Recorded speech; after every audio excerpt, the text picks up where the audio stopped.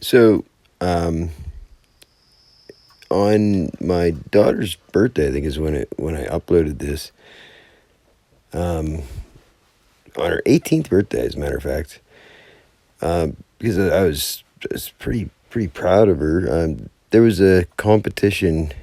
Everybody had to write an essay for Veterans Day for 11/11 for November 11th, and they could, however they could make it however they wanted. It was a competition, so the theme was just Veterans Day, and I didn't, tell her what to make it about or how to theme it, or she did this completely on her own, which is, even more important. And it's just the way everything works out, and how everything happens for a reason, and it's just crazy how you go through life and just the themes, the way everything just fits into place sometimes.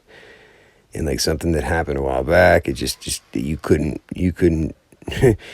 script it any different, any better if you tried. But this is an essay that my daughter wrote her senior year, and right before Veterans Day, and I uploaded it to my channel. I think for her 18th birthday.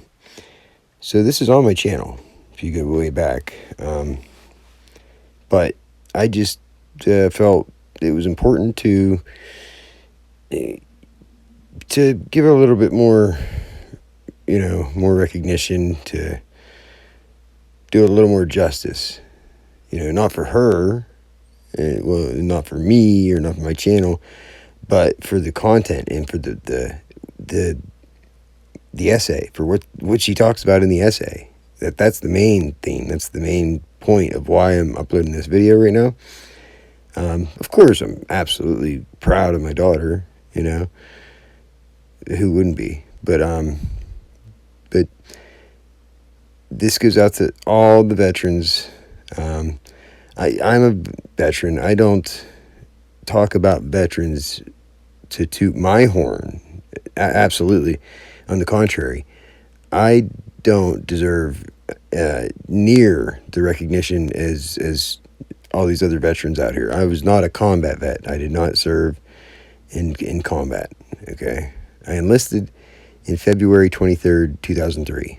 So it was shortly after 9/11, but uh, you know, it wasn't in it wasn't in my God's plan for me to to serve in combat.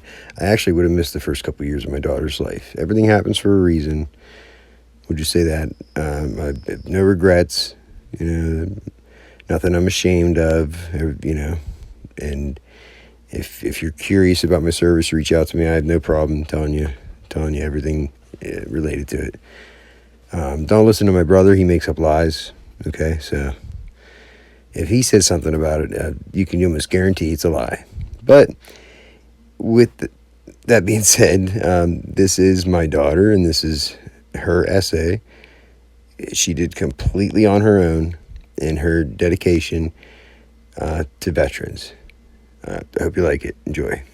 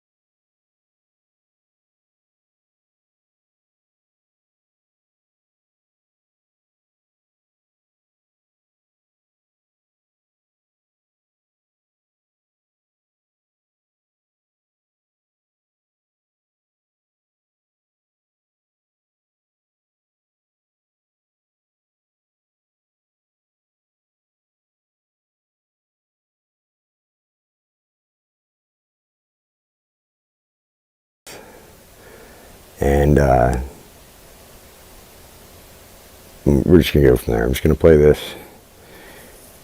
and we'll go from there.